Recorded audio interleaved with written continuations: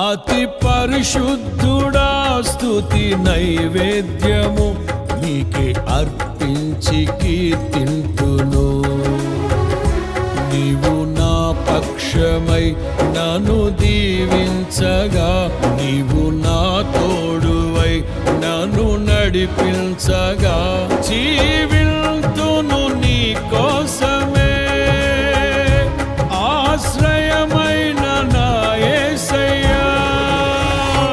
అతి పరిశుద్ధుడా స్తుతి నైవేద్యము నీకే అర్పించి కీర్తింతును.